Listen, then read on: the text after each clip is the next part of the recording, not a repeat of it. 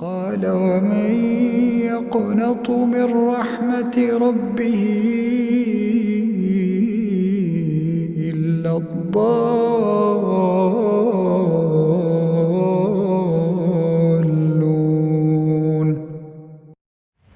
الحمد لله رب العالمين والصلاة والسلام على رسوله الكريم أما بعد رب اشرح لي صدري ويسر لي أمري واحلل عقدة من لساني يفقهوا قولي فاعوذ بالله من الشیطان الرجیم بسم اللہ الرحمن الرحیم. السلام علیکم ورحمۃ اللہ وبرکاتہ ایوری ون. امید ہے آپ سب لوگ خیریت سے ہوں گے.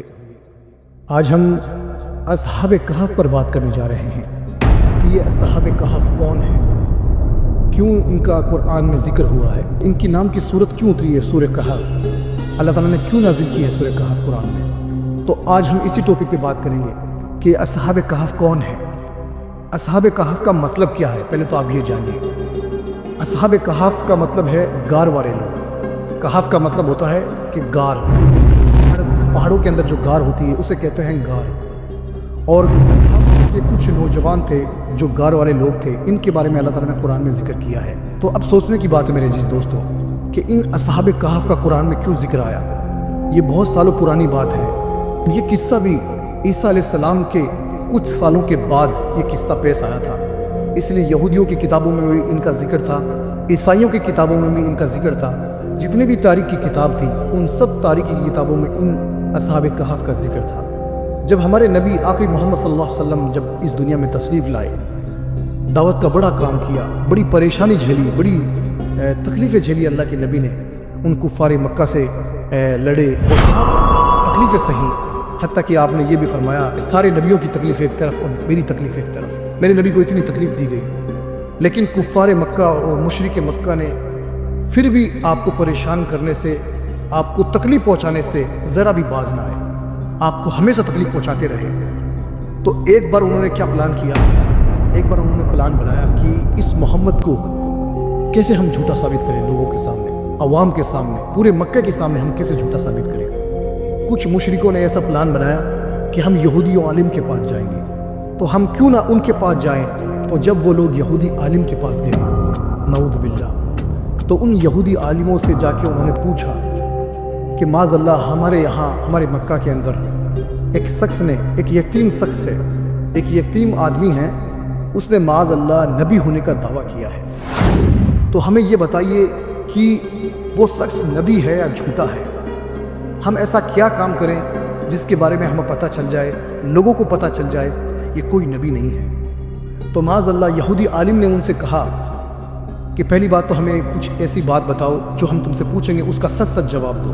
ان یہودیوں کو آپ صلی اللہ علیہ وسلم کے بارے میں, آخری نبی کے بارے میں سب کچھ پتہ تھا. آپ صلی اللہ علیہ وسلم کی نشانیوں کے بارے میں پتہ تھا کہ ان آخری نبی کی آنے کی نشانیاں کیا کیا ہوں گی. حالانکہ ان کو یہ بھی پتا تھا کہ وہ مکہ میں پیدا ہوں گے اور وہ مدینہ میں ہجرت کریں گے, اور ساری باتیں ان کو تقریباً پتہ تھی. تو جب مکہ کے جو مشرک لوگ تھے, جب یہودیوں کے پاس جو وہ پوچھ تاچھ کرنے کے لیے گئے, یہودیوں کے عالم نے ان سے کچھ ایسی باتیں پوچھی جو ان کی کتابوں میں لکھی ہوئی تھی. بہت ساری ایسی باتیں پوچھی جو انہوں نے بتائی آپ صلی اللہ علیہ وسلم کے بارے میں, جو ان کو پتہ لگا کہ واقعی میں وہ آخری نبی کی نشانیاں ہیں. اور کچھ ایسی باتیں پوچھی کہ ان یہودیوں نے کہا کہ مجھے یہ بتاؤ ان کی جو پیروی کر رہے ہیں وہ لوگ غریب ہے یا امیر. ان مکہ کے مشرک لوگوں نے کہا کہ وہ لوگ مسکین ہیں, غریب ہیں جو اس کی پیروی کر رہے ہیں. ایک دو بار اور پوچھی انہوں نے, جس کی وجہ سے انہیں یقین ہوا کہ واقعی میں وہ نبی ہو سکتا ہے. جس شخص نے یہ نبی کا ہونے کا دعویٰ کیا ہے, جس کی وجہ سے ان کو یہ یقین ہوا کہ وہ شخص جس نے اعلان کیا ہے نبی کا, حقیقت میں وہ نبی ہو سکتا ہے. اللہ اکبر. تو یہودیوں کے عالموں نے ان سے یہ کہا کہ ہم کچھ ایسی باتیں تمہیں بتائیں گے, اس شخص کو جا کے پوچھنا جس نے نبی ہونے کا دعویٰ کیا ہے. تو انہوں نے پوچھا کہ وہ کون سی باتیں ہیں. ان یہودیوں نے کہا کہ سب سے پہلے تم یہ پوچھنا کہ اصحاب کہف کون تھے, اور دوسری بات ان سے یہ پوچھنا کہ ذوالقرنین کون تھے, اور تیسری بات ان سے یہ پوچھنا کہ روح کیا چیز ہے. اگر یہ تینوں چیزوں کے بارے میں تمہیں اگر وہ شخص بتا دے تو یقین مانو کہ وہ اس کو مان لینا کہ وہ تمہارا نبی ہے, حقیقت میں وہ نبی ہے, تم اس کی پیروی کرنا. اور اگر وہ شخص اس چیز کے بارے میں نہ بتا پائے تو سمجھ لینا کہ وہ نبی نہیں ہے, وہ جھوٹا ہے. حالانکہ یہ بات صرف ہم ہی جانتے ہیں, ہماری کتابوں کے علاوہ اس بات کو دنیا کا کوئی شخص نہیں جانتا۔ تو وہ لوگ اس باتوں کو لے کر بڑی فخر کے ساتھ، بڑے تکبر کے ساتھ اس باتوں کو لے کے اپنے شہر مکہ میں گئے، اور آنے کے بعد قریش کے لوگوں کو جمع کیا، اپنے خاندان کے لوگوں کو جمع کیا، اور جمع کرنے کے بعد ان سے کہا، اے لوگوں سنو، ہم ایسی بات لے کے آئے ہیں، ایسی کچھ باتیں لے کے آئے ہیں کہ ہمارے اور محمد کے درمیان آج فیصلہ ہو جائے گا کہ وہ جھوٹا ہے یا سچا ہے، جس کے بارے میں کوئی نہیں جانتا، جس کے بارے میں صرف ہم جانتے ہیں۔ ہم ایسی باتیں لے کے آئے ہیں جس کے بارے میں محمد اور ہمارے بیچ میں فیصلہ ہو جائے گا کہ وہ سچ جھوٹا ہے یا نبی ہے۔ جب وہ آپ صلی اللہ علیہ وسلم کے پاس گئے تو انہوں نے کہا کہ اے محمد صلی اللہ علیہ وسلم، اگر آپ اپنے دعوے میں سچے ہیں، اگر آپ یہ کہتے ہیں کہ آپ اللہ کے رسول ہیں، اللہ کے بھیجے ہوئے پیغمبر ہیں، اللہ کے آخری نبی ہیں، تو ہم آپ سے کچھ 3 سوال ایسے کریں گے جس کے بارے میں اگر آپ نے بتا دیا تو ہم یہ مان لیں گے کہ آپ نبی ہیں۔ تو انہوں نے 3 سوال کے بارے میں ذکر کیا کہ آپ سب سے پہلے یہ بتائیے کہ اصحاب کہف کون ہیں، اور دوسرا سوال ذوالقرنین کون ہے، اور تیسرا سوال روح کس چیز کا نام ہے، روح کیا چیز ہے۔ آپ نے ان تینوں سوالوں کو سن کر ان سے کہا، سنو، میں ان تمہارے تینوں سوالوں کا جواب تمہیں کل دوں گا، لیکن آپ نے اس جملے کے اندر انشاءاللہ نہیں کہا، آپ انشاءاللہ کہنا بھول گئے، نعوذ باللہ۔ مطلب آپ یہ کہنا بھول گئے کہ میں انشاءاللہ، اللہ نے چاہا تو میں تمہیں کل جواب دوں گا، لیکن آپ نے انہیں یہ کہا کہ میں تمہیں اس کا کل جواب دوں گا، جو کہ اللہ تعالیٰ کو بالکل یہ بات ناگوار گزری، جو آپ کی یہ بات بالکل اللہ تعالیٰ کو پسند نہیں آئی۔ تو آپ سے یہ بھول ہو گئی انشاءاللہ کہنے کی، تو آپ نے انہیں کل تک کا ٹائم دیا، تو وہ لوگ وہاں سے چلے گئے۔ جانے کے بعد آپ وہی کا انتظار کرنے لگے، آپ پر اس دن وہی نہ آئی۔ قریش کے لوگ دوسرے دن آپ کے پاس آئے اس جواب کو جاننے کے لیے، آپ نے انہیں کوئی جواب نہ دیا، تو آپ نے دوسرے دن بھی وہی کا انتظار کیا۔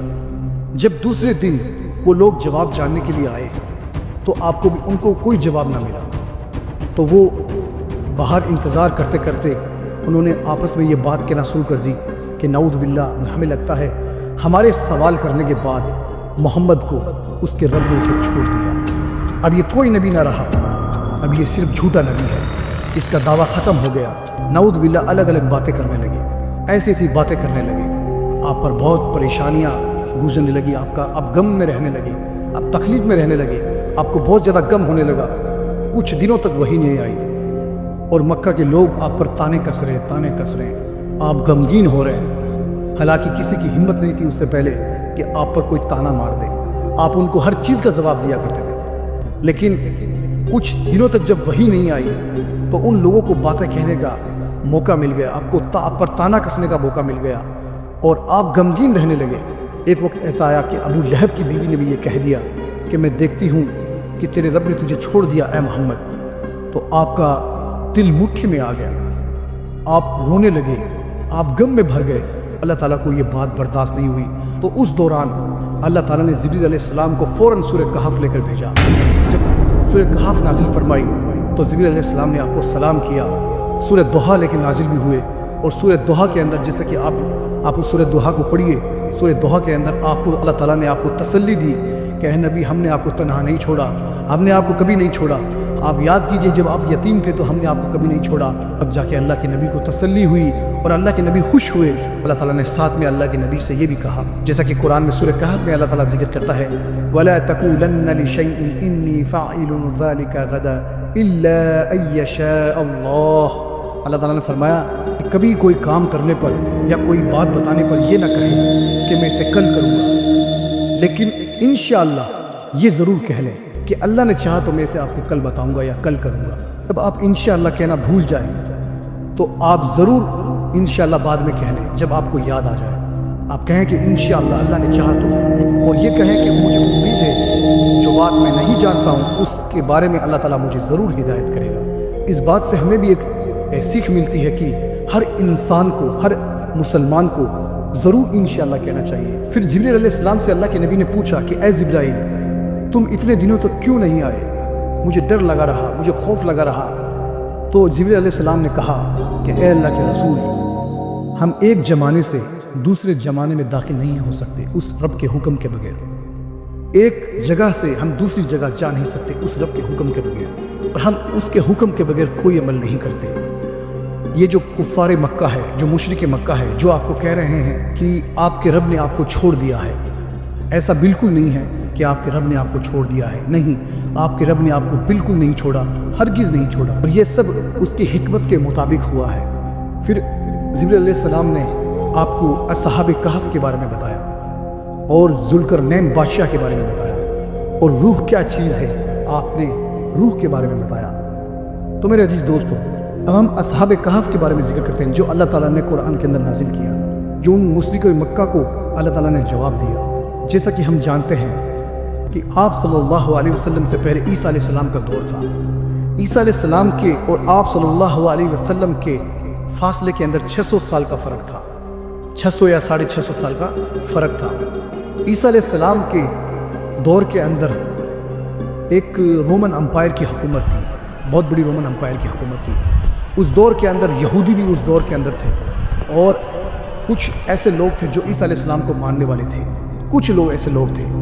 لیکن عیسیٰ علیہ السلام کے اٹھائے جانے کے بعد، جب اللہ تعالیٰ نے عیسیٰ علیہ السلام کو دنیا سے اٹھا لیا تھا، سن 30 عیسوی کے اندر یا سن 33 عیسوی کے اندر عیسیٰ علیہ السلام کو اللہ تعالیٰ نے اٹھوا لیا تھا، تو اس کے بعد وہاں پر رومن امپائر کی حکومت تھی، رومی تھے جو کہ بت پرستی کرتے تھے، جو شرک کیا کرتے تھے، ان کی حکومت تھی۔ اور ان کے دور کے اندر کچھ عیسائی بھی تھے اور کچھ زیادہ تر یہودی بھی تھے۔ تو عیسیٰ علیہ السلام کے 100 سال کے بعد ایسا ظالم بادشاہ وہاں پر مسلط ہوا جس کا نام تھا دقیانوس، جو بت پرستی کرواتا تھا لوگوں کو، زبردستی ان لوگوں سے بت پرستی کروایا کرتا تھا، یہودیوں سے اور عیسائیوں سے، اور تمام لوگوں سے جو بت پرستی سے منع کر دیتا اس کو وہ قتل کر دیتا، اسے وہ جیل میں ڈال دیا کرتا، اسے سر عام اسے سولی پہ چڑھا دیا کرتا، نعوذ باللہ۔ تو اس دور کے اندر یہ کچھ نوجوان تھے، اللہ تعالیٰ ان کے بارے میں قرآن میں ذکر کرتا ہے کہ یہ کچھ نوجوان تھے جس کے بارے میں اختلاف ہوتا ہے آج بھی، جس کے بارے میں ہر تاریخی کتاب میں اختلاف ہے۔ کچھ لوگ کہتے ہیں کہ یہ لوگ 3 تھے، چوتھا ان کا کتا تھا، اور کچھ لوگ کہتے ہیں کہ یہ 5 تھے، چھٹا ان کا کتا تھا، اور کچھ لوگ کہتے ہیں کہ یہ 7 تھے، 8واں ان کا کتا تھا۔ تو اللہ تعالیٰ فرماتا ہے ان کے بارے میں جاننا کوئی ضروری نہیں ہے، لیکن تیرا رب ہی بہتر جانتا ہے کہ یہ لوگ کیا ہیں۔ تو اللہ تعالیٰ فرماتا ہے کہ یہ کچھ نوجوان تھے جو تیرے رب پر ایمان لائے تھے، اپنے ایمان پر مضبوط تھے۔ اللہ تعالیٰ فرماتا ہے کہ ہم نے ان کو ہدایت میں ترقی عطا کی تھی۔ ایک دن ایسا آیا کہ اس بادشاہ نے سب کو اپنے محل میں جشن کے ساتھ انوائٹ کیا۔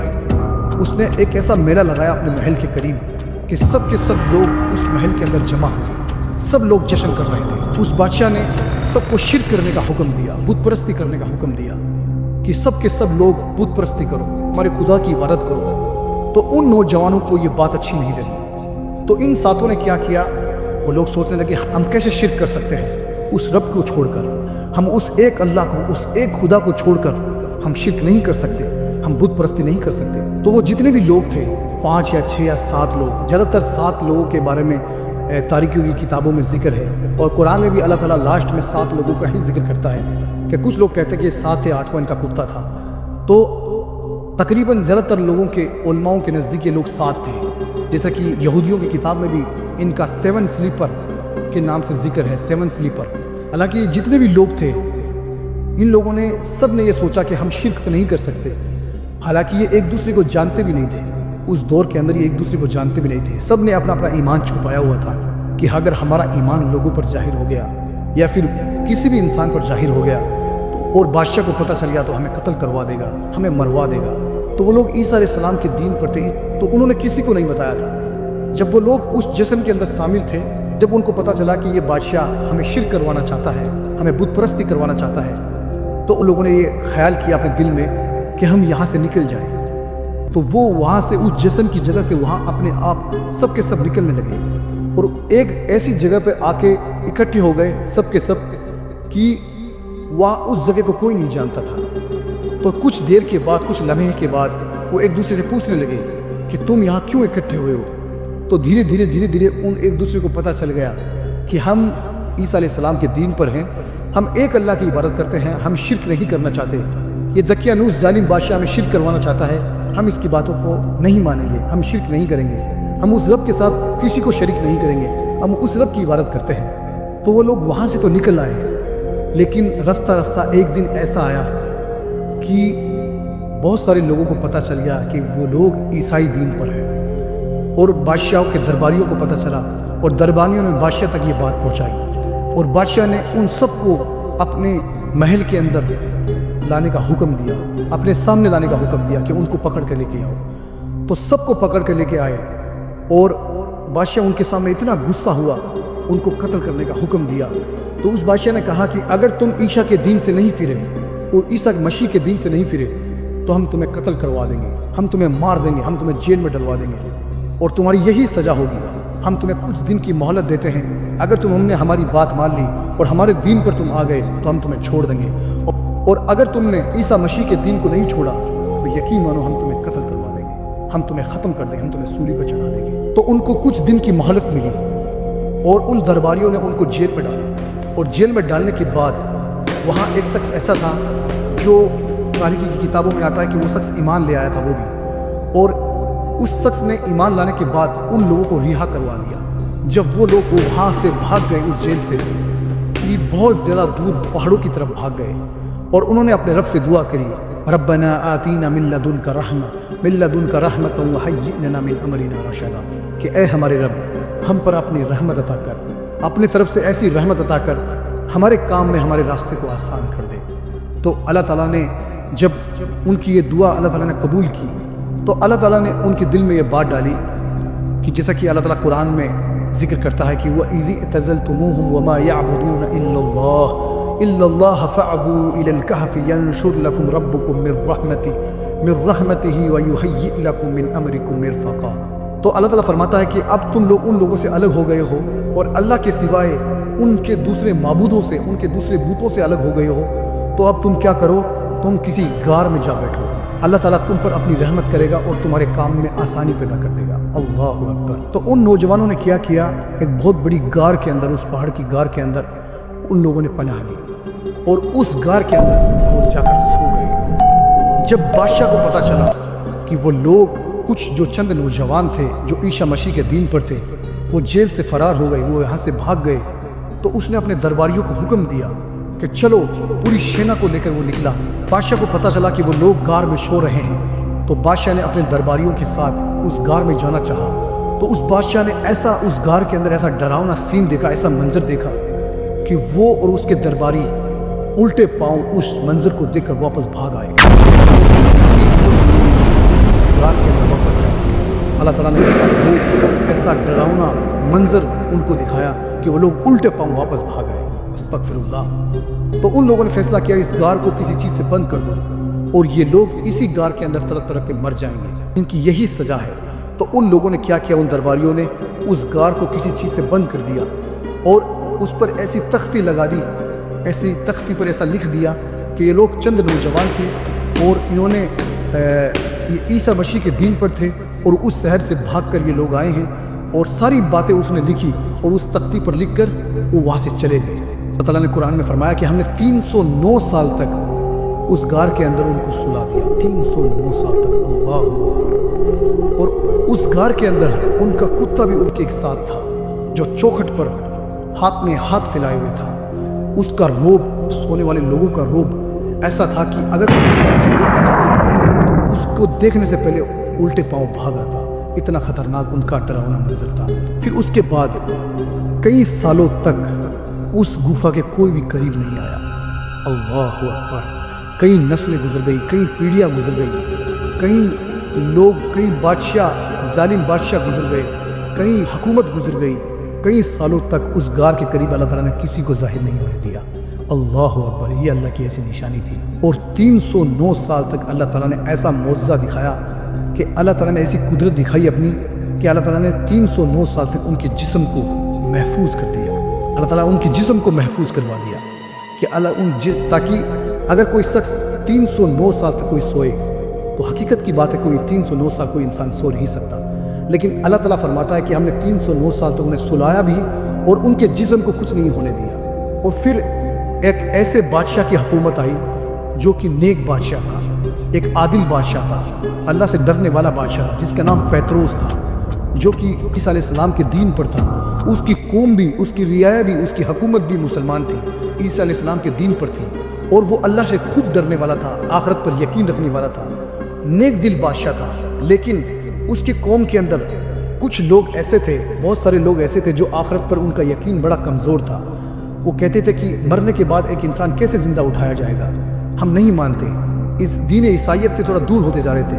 اس بادشاہ کو ان کی بڑی فکر تھی کہ یہ لوگ دین سے کیوں دور ہو رہے ہیں، حالانکہ وہ اللہ تعالیٰ سے روزانہ دعا کیا کرتا تھا کہ اے میرے رب کوئی تیری ایسی نشانی دکھا، اے میرے رب تیری کوئی ایسی نشانی دکھا تاکہ میری اس قوم کے ان نوجوانوں کو، اس قوم کے ان لوگوں کو یہ یقین آ جائے کہ میرے رب تو مرنے کے بعد لوگوں کو ضرور زندہ کرے گا، قیامت کے دن لوگوں کو ضرور اٹھائے گا۔ وہ روز یہ دعا کیا کرتا تھا۔ تو اللہ تعالیٰ نے اس بادشاہ کی دعا قبول کی۔ پھر ایک وقت ایسا آیا کہ اللہ تعالیٰ نے اس غار والے لوگوں کو 309 سال کے بعد اس غار والے لوگوں کو اٹھا کھڑا کر دیا۔ اللہ اکبر! میرے عزیز دوستو، کتنا دلچسپ واقعہ ہے، کتنا حیرت انگیز واقعہ ہے کہ اللہ تعالیٰ نے اس عادل بادشاہ کے دور کے اندر ان غار والے لوگوں کو اس گفا کے اندر، اس غار کے اندر اٹھا کھڑا کر دیا۔ جب اللہ تعالیٰ نے ان کو اٹھایا تو اللہ تعالیٰ قرآن میں ان کے بارے میں خود اللہ تعالیٰ ذکر کرتا ہے سورہ کہف کے اندر، وَكَذَلِكَ بَعَثْنَاهُمْ لِيَتَسَاءَلُوا بَيْنَهُمْ قَالَ قَائِلٌ مِّنْهُمْ كَمْ لَبِثْتُمْ قَالُوا لَبِثْنَا يَوْمًا أَوْ بَعْدَ يَوْمٍ قَالُوا رَبُّكُمْ أَعْلَمُ بِمَا لَبِثْتُمْ فَابْعَثُوا أَحَدَكُمْ بِوَارِقِكُمْ هَٰذِهِ إِلَى الْمَدِينَةِ فَلْيَنظُرْ أَيُّهَا أَزْكَىٰ طَعَامًا فَلْيَأْتِكُمْ بِرِزْقٍ مِّنْهُ وَلِيَتَلَطَّفْ وَلَا يُشْعِرَنَّ بِكُمْ أَحَدًا۔ اور اللہ تعالیٰ قرآن میں فرماتا ہے کہ ہم نے جب انہیں اٹھا کھڑا کیا تو وہ آپس میں، تاکہ یہ جان لے کہ ان میں سے وہ لوگ کتنی مدت تک وہاں سوئے رہے، وہ ایک دوسرے سے یہ پوچھے کہ وہ کتنی دیر تک یا کتنی مدت تک وہاں سوئے رہے۔ تو ان میں سے کسی نے یہ پوچھا، ان سے اپنے گروپ والے لوگوں سے پوچھا کہ کیا تمہیں پتہ ہے کہ تم کتنی دیر تک سوئے رہے ہو؟ تو انہی میں سے ایک شخص نے کہا کہ پتہ نہیں، ایک دن لگتا ہے یا پھر ایک دن سے بھی کم۔ تو ان میں سے کسی نے کہا کہ ہمارے ٹھہرے رہنے کا علم تو صرف اللہ ہی کو ہے، کیونکہ وہ سوال اس لیے کر رہے تھے کیونکہ ان کو ان کے حلیے، ان کے بال، ان کے ناخن، گفا کی حالت تھوڑی بدلی بدلی نظر آ رہی تھی۔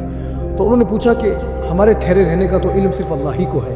تو انہی میں سے کسی نے کہا کہ اب ایک کام کرو، ہم میں سے کسی کو بازار بھیجو اور چاندی کا یہ سکہ لے کر بازار بھیجو، اور بازار میں کون سا کھانا پاک ہے، کون سا کھانا ہمارے لیے حلال ہے وہ لے آئے، اور یاد رکھے وہ احتیاط سے جائے اور نرمی کا برتاؤ کرے، اور کسی کو بھی ہمارے یہاں ہونے کا خبر نہ دے، کسی کو بھی خبر نہ لگے۔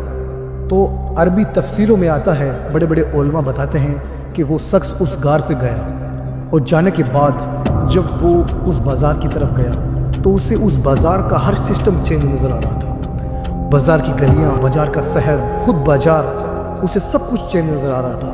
وہ حیران اور پریشان، وہ سمجھ رہا تھا کہ ایک شخص بھی ایسا نہیں ہے جو میری جان پہچان کا ہے، سب انسان الگ ہے۔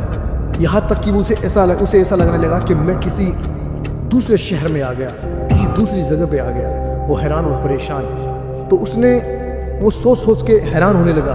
تو اس نے سوچا کہ میرے غار والے ساتھی میرا انتظار کر رہے ہیں، کیوں نہ میں یہاں سے کوئی حلال کھانا، کوئی پاک کھانا لے کر میں اپنے ساتھیوں کے پاس جلدی جاؤں۔ تو اس نے کسی دکان والے سے کہا کہ بھائی آپ مجھے کچھ کھانا دے دیں۔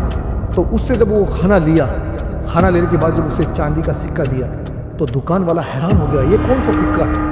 وہ حیران اور پریشان کہ یہ کون سا سکہ ہے جو ہم نے آج تک نہیں دیکھا۔ تو اس سے یہ ڈاؤٹ ہوا، اسے یہ کنفیوژن ہوئی کہ اس شخص کو یہ سکہ کہاں سے ملا۔ تو اس نے کہا کہ یہ سکہ تمہیں کہاں سے ملا؟ اس نے کہا یہ سکہ یہی کا ہے، اسی شہر کا ہے، میں یہی کا رہنے والا ہوں۔ اس نے کہا تم جھوٹ بول رہے ہو، یہ سکہ یہاں کا نہیں ہے، یہاں کا تو بادشاہ کوئی اور ہے، یہاں کے سکہ کچھ اور ہے، لیکن یہ سکہ یہاں کا نہیں ہے۔ تو اسے اور ڈاؤٹ آنے لگا کہ یہ کیا بول رہا ہے یہ دکان والا، وہ عجیب فیل کرنے لگا۔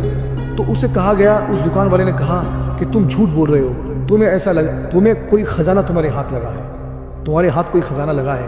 اس دکان والے نے اسے کہا کہ کیوں نہ ایک کام کرو، ہم جو خزانہ تمہارے ہاتھ لگا ہے، جو سکے تمہارے ہاتھ لگے ہیں، ان میں سے آدھے مجھے دے دو اور آدھے تم رکھو، میں کسی کو بھی تمہاری خبر نہیں ہونے دوں گا۔ تو وہ کہنے لگا وہ شخص کہ تم پاگل ہو گئے ہو، یہ سکہ یہی کا ہے، دقیانوس کے زمانے کا، اور یہ دقیانوس کا ہی تو زمانہ ہے، تم یہ کیا کہہ رہے ہو، مجھے کوئی خزانہ ہاتھ نہیں لگا۔ تو اس دکان والے نے کہا اچھا تم باز نہیں آؤ گے؟ اس نے کہا اگر تم نے وہ سکہ آدھے سکے مجھے نہیں دیے تو یقین مانو میں یہاں کی پولیس کو بلاؤں گا اور یہاں کے لوگوں کو اکٹھا کروں گا اور تمہیں جیل میں ڈلوا دوں گا۔ تو اس نے کہا کہ تمہیں جو کرنا ہے وہ کر لو، مجھے کوئی خزانہ ہاتھ نہیں لگا، مجھے ایک پیسہ لو اور مجھے میرا کھانا دو، میں یہاں سے جا رہا ہوں۔ تو اس دکان والے نے کیا کیا؟ اس دکان والے نے اس شہر کی پولیس کو بلایا، جو مطلب وہاں کے درباری تھے، وہاں کی جو جیسے کہ ہم بولتے ہیں پولیس، وہاں کے لوگوں پولیسوں کو بلایا، درباریوں کو بلایا۔ تو جب درباریوں کو پتہ چلا کہ یہ شخص کوئی عجیب بات کر رہا ہے، دکان والا کچھ اور کہہ رہا ہے اور یہ بول رہا ہے میں دقیانوس کے زمانے کا ہوں، یہ سکہ بھی یہاں کا ہے، تو ان کو بھی کچھ معاملہ سمجھ میں نہیں آیا۔ تو ان درباریوں نے کیا کیا؟ ان درباریوں نے بادشاہ کے دربار میں، جو اس وقت کا عادل بادشاہ، نیک بادشاہ تھا، اس کے دربار میں اس شخص کو لے کے گئے اور وہاں پر جا کر اس بادشاہ کے سامنے اس گار کے نوجوان نے ساری بات بتائی کہ اے بادشاہ سلامت، یہ شہر کیسا ہے، یہاں کے لوگ کیسے ہیں، یہاں کا شہر بدل چکا ہے، یہاں کے لوگ بدل چکے ہیں، یہاں کی گلیاں بدل چکی ہے، یہ بازار بدل چکا ہے، ہم کل ہی تو یہاں سے گئے ہیں۔ اس نے کہا اے بادشاہ سلامت، میں جو بول رہا ہوں سچ کہہ رہا ہوں، ہم کل ہی گار کی طرف گئے ہیں اور گار میں سے آج میں واپس آیا ہوں۔ کچھ نوجوان تھے جو ہم وہاں گئے تھے اور یہ زمانہ دقیانوس کا تھا اور ہم دقیانوس کے زمانے کے لوگ ہیں، یہ سکہ بھی ادھر کا ہی ہے، یہیں کا سکہ ہے۔ اس بادشاہ نے کہا یہ تم کیا بات کر رہے ہو؟ دقیانوس کو مرے ہوئے کئی سال بیت گئے اور وہ زمانہ، وہ بازار، وہاں کے لوگ بھی مر چکے ہیں، کئی اس بادشاہ کے بعد کئی بادشاہ آ چکے ہیں اور وہ بھی مر چکے ہیں، یہ جو سکہ ہے یہ یہاں کا نہیں ہے، یہ سکہ بہت پرانا ہے۔ تو وہ انسان حیران ہو گیا، وہاں پر بادشاہ بھی حیران تھا، وہ اس کی عوام بھی حیران تھی اور وہ گار کا نوجوان بھی حیران تھا۔ اس نے کہا اے بادشاہ سلامت، جس تخت پر تم بیٹھے ہو وہاں پر کل دقیانوس بیٹھا کرتا تھا۔ تو وہ بادشاہ اس نوجوان کی باتیں سن کر حیران تھا کہ یہ کیسی باتیں کر رہا ہے۔ حالانکہ جب وہ نوجوان ساری باتیں دھیرے دھیرے بتانے لگا تو اس بادشاہ کو بھی یہ دھیرے دھیرے یقین آنے لگا کہ ایک وقت کا ظالم بادشاہ دقیانوس کر کے اس شہر میں رہتا تھا۔ اس کے زمانے میں کچھ نیک لوگ تھے جو عیسائی تھے، جو عیسیٰ مسیح کے دین کی پیروی کرتے تھے، جو ایک اللہ کی عبادت کرتے تھے، ایک خدا کو مانتے تھے، جو بت پرستی سے پاک تھے۔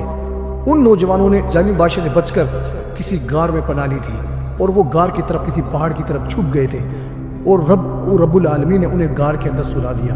حالانکہ ہر بادشاہوں کے دور کے اندر اس کی تختی ان بادشاہوں کے محل میں موجود تھی اور ہر بادشاہوں کو ان کے قصے کا پتہ تھا۔ جب یہ آخری بادشاہ جو پیتروس، جو نیک بادشاہ تھا، اس بادشاہ کو بھی اس غار کے لوگوں کے بارے میں پورا علم تھا کہ ایسے سے نوجوان تھے جو دقیانوس کے زمانے میں وہاں سے یہاں سے چلے گئے تھے۔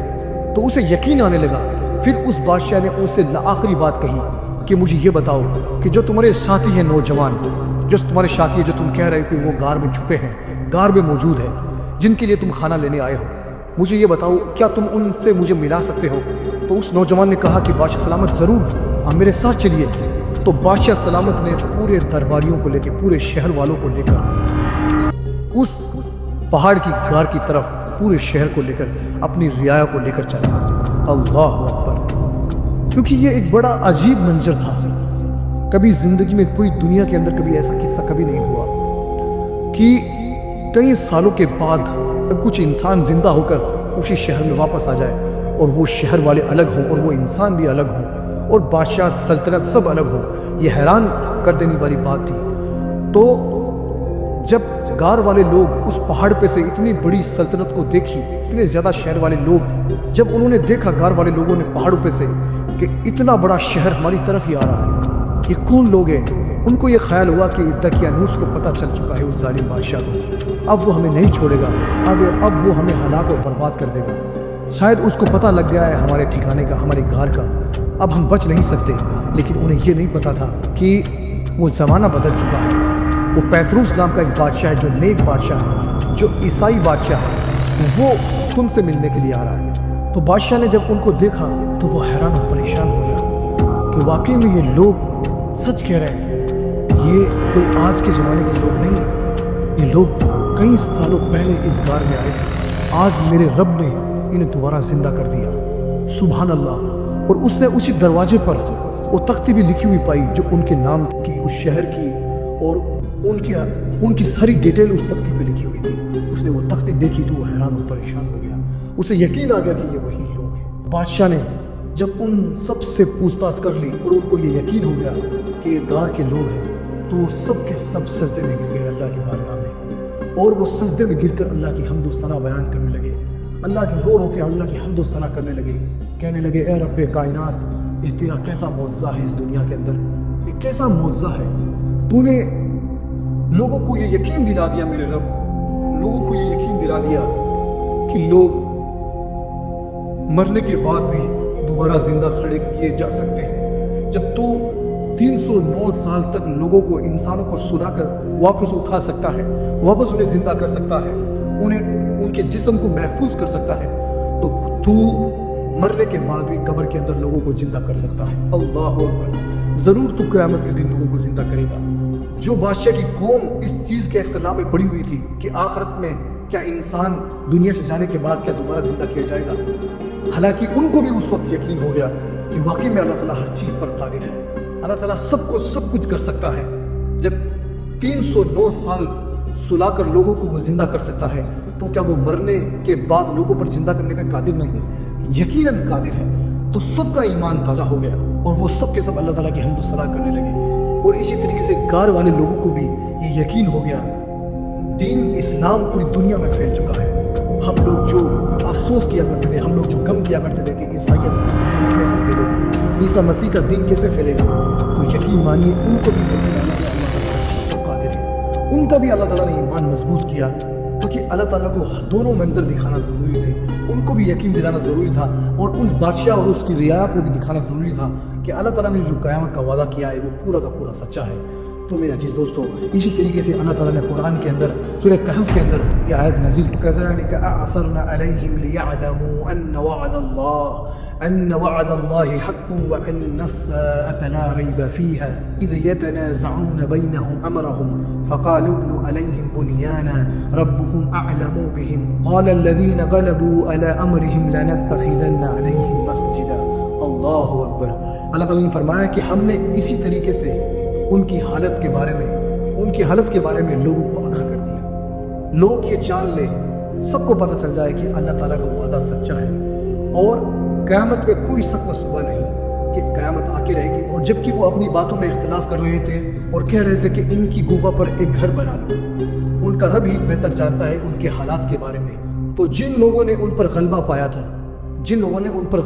ان اصحاب کہف کے لوگوں پر، وہ لوگ کہنے لگے ان کی غار کے آس پاس ایک مسجد بنا لیں گے۔ اور اللہ تعالیٰ نے یہ پورا قصہ قرآن میں اس لیے اللہ تعالیٰ نے نازل کیا ہے، ان اصحاب کہف کا، ان سب کا قصہ اللہ تعالیٰ نے اس لیے نازل کیا ہے کہ جو مکہ کے جو کفار تھے، مکہ کے جو مشرک لوگ تھے، وہ اللہ کے نبی سے یہ سوال انہوں نے پوچھا پچھلے دور کے واقعے کے بارے میں، پچھلے لوگوں کے بارے میں جو اس دور کے اندر کوئی نہیں جانتا تھا، صرف یہودیوں کی کتابوں کے اندر اس کا ذکر تھا، یہودیوں کو، عیسائیوں کو، ان سب کو پتا تھا، لیکن کسی مسلمان کو نہیں پتا تھا، کسی مکہ کے لوگوں کو نہیں پتا تھا، کسی کو بھی نہیں پتا تھا۔ تو مکہ کے مشرکوں نے یہ سوال کیا کہ مجھے بتاؤ، اگر آپ نبی ہیں تو اس کے بارے میں بتاؤ، جیسا کہ اللہ تعالیٰ نے اپنے نبی سے قرآن میں کہا، ام حسبت ان اصحاب الکہف والرقیم کانوا من آیاتنا عجبا، کہ اے نبی، کیا آپ یہ خیال کرتے ہیں ان گفا والوں کے بارے میں، کیا وہ ہماری نشانیوں میں سے ایک بڑی عجیب نشانی تھی؟ نہیں، اللہ تعالیٰ یہ آیت بتا کر اللہ تعالیٰ یہ اپنے نبی کو یہ کہلوانا چاہتا ہے کہ یہ تمہارے رب کے نزدیک کوئی بڑی نشانی نہیں ہے، حالانکہ اس سے بڑی بڑی نشانیاں موجود ہیں جو کائنات کے اندر ہے، جو دنیا کے اندر ہے، جو کائنات کے اندر اللہ تعالیٰ نے بڑی بڑی چیزیں پیدا کی ہیں، لوگ اس پر نظر نہیں ڈالتے، لیکن لوگ اس اصحاب کہف کا واقعہ کو بڑا سمجھ رہے ہیں۔ تو اللہ تعالیٰ نے یہ آیت نازل کی، کیا آپ یہ سوچ رہے ہیں، آپ یہ خیال کر رہے ہیں کہ یہ اللہ کی نشانیوں میں سے ایک بڑی عجیب نشانی؟ اللہ تعالیٰ فرماتا ہے وَإِذَا الْفِتْيَةُ إِلَى الْكَهْفِ فَقَالُوا رَبَّنَا آتِنَا مِن لَّدُنكَ رَحْمَةً وَهَيِّئْ لَنَا مِنْ أَمْرِنَا رَشَدًا، کہ یہ کچھ نوجوان تھے، انہوں نے غار میں پناہ لی اور انہوں نے تیرے رب سے دعا کی کہ اے ہمارے رب ہمیں اپنی طرف سے، اپنے پاس سے رحمت عطا کر اور ہمارے کام میں ہمارے راستے کو آسان کر۔ فَضَرَبْنَا عَلَىٰ آذَانِهِمْ فِي الْكَهْفِ سِنِينَ عَدَدًا، اور اللہ تعالیٰ فرماتا ہے کہ ہم نے پھر کئی سالوں تک اسی گفا میں ان کے کانوں پر پردے ڈال دیے۔ اللہ اکبر، سبحان اللہ۔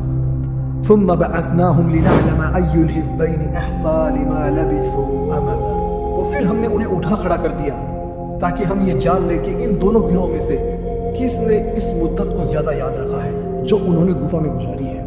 اللہ اکبر۔ یہ دو گروہوں کے بارے میں اللہ تعالیٰ جو ذکر کر رہا ہے، یہ گفا والے ہی لوگ تھے، غار والے لوگ تھے، جو 7 یا 8 کے قریب لوگ تھے، جو آپس میں پوچھ تاچھ کر رہے تھے کہ شاید 1 دن ہے یا 1 دن سے بھی کم، آدھا دن ہے، ایسے اختلاف کر رہے تھے۔ تو اللہ تعالیٰ فرماتا ہے نَحْنُ نَقُصُّ عَلَيْكَ نَبَأَهُم بِالْحَقِّ إِنَّهُمْ فِتْيَةٌ آمَنُوا بِرَبِّهِمْ وَزِدْنَاهُمْ هُدًى۔ اللہ تعالیٰ نے اپنے نبی سے فرمایا کہ ہم ان کی سچی کہانی تیرے سامنے بیان کر رہے ہیں کہ یہ کچھ نوجوان تھے جو تیرے رب پر ایمان لائے تھے، ایسا ایمان لائے تھے کہ ہم نے ان کی ہدایت میں ترقی عطا کی تھی۔ وَرَبَطْنَا عَلَى قُلُوبِهِمْ إِذْ قَامُوا فَقَالُوا رَبُّنَا رَبُّ السَّمَاوَاتِ وَالْأَرْضِ رب السماوات والأرض لن ندعو من دونه إلها لقد قلنا إذا شططا۔ فرماتا ہے کہ ہم نے ان کو ہدایت میں ترقی عطا کی تھی، ہم نے ان کے دلوں کو مضبوط کر دیا تھا۔ جب وہ اٹھ کھڑے ہوئے اس غار میں سے تو وہ کہنے لگے کہ ہمارا رب تو وہی ہے جو آسمانوں اور زمین کا رب ہے۔ اللہ اکبر۔ ناممکن ہے کہ ہم اس کے سوا کسی دوسرے کو معبود بنائیں، کسی دوسرے معبود کو پکاریں، کسی دوسرے بتوں کو پکاریں۔ اگر ہم نے ایسا کیا تو ہم نے بڑی نامناسب بات کہی۔ اللہ اکبر۔ پھر اللہ تعالیٰ اگلی آیت میں اللہ تعالیٰ کہتا ہے هَؤُلَاءِ قَوْمٌ اتَّخَذُوا مِن دُونِهِ آلِهَةً لَوْلَا يَأْتُونَ عَلَيْهِم بِسُلْطَانٍ بَيِّنٍ فَمَنْ أَظْلَمُ مِمَّنِ افْتَرَىٰ عَلَى اللَّهِ كَذِبًا۔ اللہ اکبر۔ وہ کہنے لگے کہ یہ ہے وہ ہماری قوم جو اس رب کے سوائے دوسروں کو معبود بنا کے بیٹھے ہوئے ہیں، یہ اس کے غلبے کا کوئی واجب ثبوت پیش کیوں نہیں کرتے؟ اللہ پر جھوٹ بات باندھنے والے سے زیادہ ظالم کون ہے؟ وَإِذِ اعْتَزَلْتُمُوهُمْ وَمَا يَعْبُدُونَ إِلَّا اللَّهَ فَأَوِّوا إِلَى الْكَهْفِ يَنشُرْ لَكُمْ رَبُّكُم مِّن رَّحْمَتِهِ وَيُهَيِّئْ لَكُم مِّنْ أَمْرِكُم مِّرْفَقًا۔ اللہ اکبر۔ اللہ تعالیٰ نے ان کے بارے میں فرمایا کہ جب کہ تم اللہ سے اور ان لوگوں سے جو بت پرستی کرتے تھے، ان لوگوں سے اور اللہ کے سوائے دوسرے معبودوں سے جب الگ ہو گئے ہو تو تم کسی کار میں جا بیٹھو۔ اللہ اکبر۔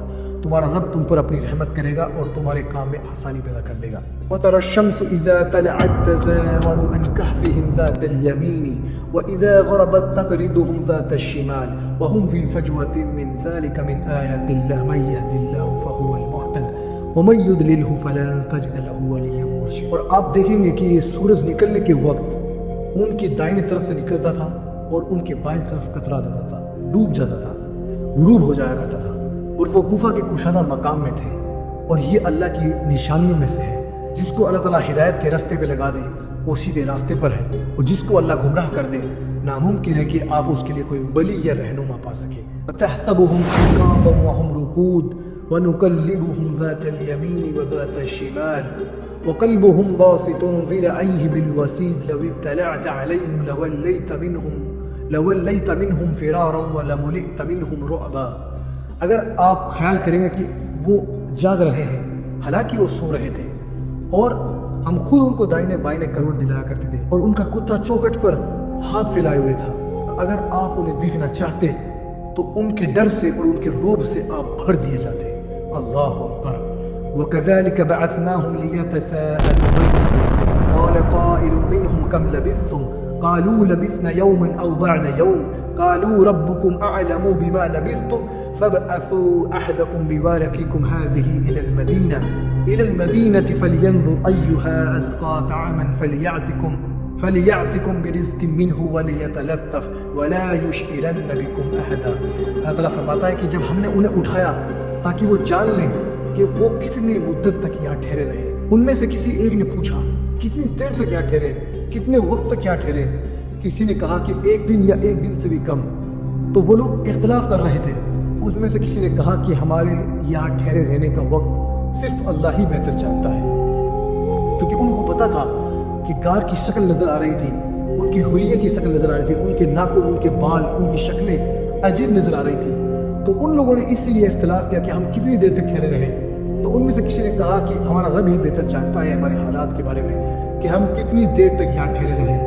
اب ہم میں سے کسی کو بازار یہ چاندی کا سکہ لے کر بھیجو تاکہ بازار کا کون سا کھانا پاک ہے وہی کھانا لے کے آئے، اور احتیاط سے نرمی سے جائے تاکہ کسی انسان کو بھی ہمارے یہاں ہونے کا خبر بھی نہ ہونے دیں۔ انہم ان یظہروا علیکم یرجموکم او یعیدوکم فی ملتہم ولا تفلحوا اذا ابدا۔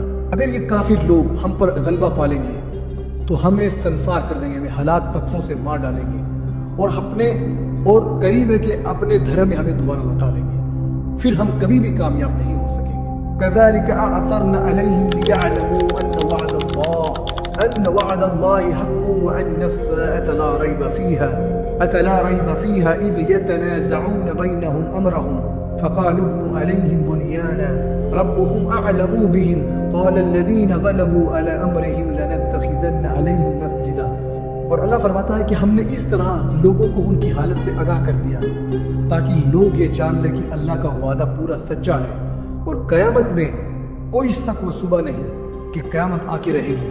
اور جن لوگوں نے ان پر غلبہ پایا وہ کہنے لگے کہ ہم تو ان کی غار کے آس پاس کوئی مسجد بنا لیں گے۔ سَيَقُولُونَ ثَلَاثَةٌ رَابِعُهُمْ قَلْبُهُمْ وَيَقُولُونَ خَمْسَةٌ سَادِسُهُمْ قَلْبُهُمْ رَجْمًا بِالْغَيْبِ وَيَقُولُونَ سَبْعَةٌ وَثَامِنُهُمْ قَلْبُهُمْ قُلْ رَبِّي أَعْلَمُ بِعِدَّتِهِمْ مَا يَعْلَمُهُمْ إِلَّا قَلِيلٌ فَلَا تُمَارِ فِيهِمْ إِلَّا مِرَاءً ظَاهِرًا وَلَا تَسْتَفْتِ فِيهِمْ مِنْهُمْ أَحَدًا۔ کچھ لوگ کہیں گے کہ گفا کے لوگ 3 تھے، چوتھا ان کا کتا تھا، اور کچھ لوگ کہیں گے کہ یہ 5 تھے، چھٹا ان کا کتا تھا، اور کچھ لوگ کہیں گے کہ یہ 7 تھے، 8واں ان کا کتا تھا۔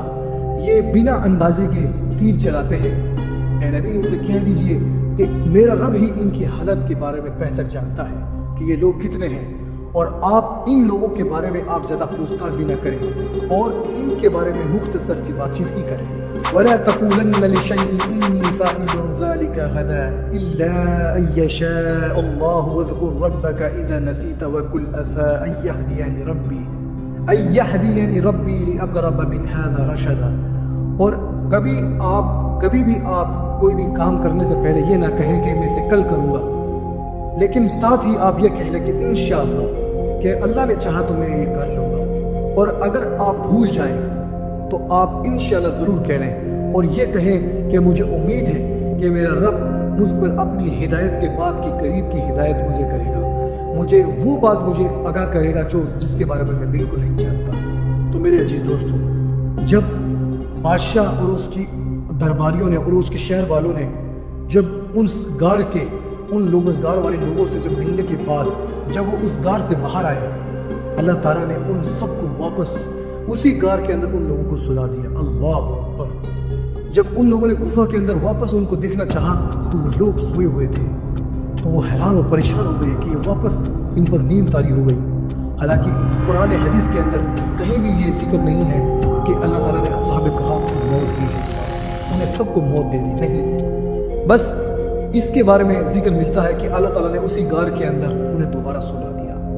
پھر اس بادشاہ نے کہا کہ یہی اب اللہ کی مصلحت ہے۔ اللہ تعالیٰ نے ان لوگوں کو ہمارے ایمان کو مضبوط کرنے کے لیے زندہ کیا تھا۔ اسی طریقے سے اللہ تعالیٰ نے پیتروس بادشاہ کے زمانے کے دور میں ان لوگوں کو اٹھایا، اس زمانے کے اندر اٹھایا، اور ان لوگوں کو اس زمانے میں اٹھا کر انہیں دکھایا کہ دیکھو اللہ تعالیٰ نے پورا زمانہ اس دین اسلام کے اوپر غالب کر دیا۔ پھر اللہ تعالیٰ نے کیا کیا؟ اللہ تعالیٰ نے ان لوگوں کو اس غار میں سلا کر اس غار کو ان سب کی نظروں سے اوجھل کر دیا۔ آج تک کسی انسان کو بھی اس زمانے سے لے کے آج تک کسی انسان کو بھی پتہ نہیں ہے کہ اصحاب کہف کی غار کہاں ہے۔ اللہ اکبر۔ آج بھی لوگ یہ بس اختلاف کرتے ہیں کہ ان کی غار ترکی میں ہے، کچھ لوگ کہتے ہیں ان کی غار جارڈن میں ہے، کچھ کہتے ہیں ان کی غار عمان سلالے میں ہے، اور کچھ کہتے ہیں کہ ان کی غار ملک شام میں ہے، کچھ کہتے ہیں ان کی غار عراق میں ہے، لیکن اللہ ہی بہتر جانتا ہے کہ ان کی غار کہاں ہے۔ لیکن میرے عزیز دوستو، اسی بات سے ہمیں بھی نصیحت حاصل کرنی چاہیے کہ اللہ تعالیٰ مرنے کے بعد ہر انسان کو زندہ کرے گا۔ اسی طریقے سے ہمیں بھی اپنا ایمان مضبوط کرنا چاہیے کہ ہمیں بھی اللہ کی بارگاہ میں ایک دن لوٹنا ہے، اس کی بارگاہ میں کھڑا ہونا ہے، اور وہ اپنی ہر چیز کا وہ حساب لے گا۔ اللہ تعالیٰ ہمیں اس اصحاب کہف کے قصے کو سنا کر ہمارے ایمان کو تازہ کرے اور ہمارا آخرت پر ایمان مضبوط کرے۔ اللہ تعالیٰ ہمیں کہنے سننے سے زیادہ عمل کرنے کی توفیق عطا فرمائے۔ السلام علیکم ورحمۃ اللہ وبرکاتہ۔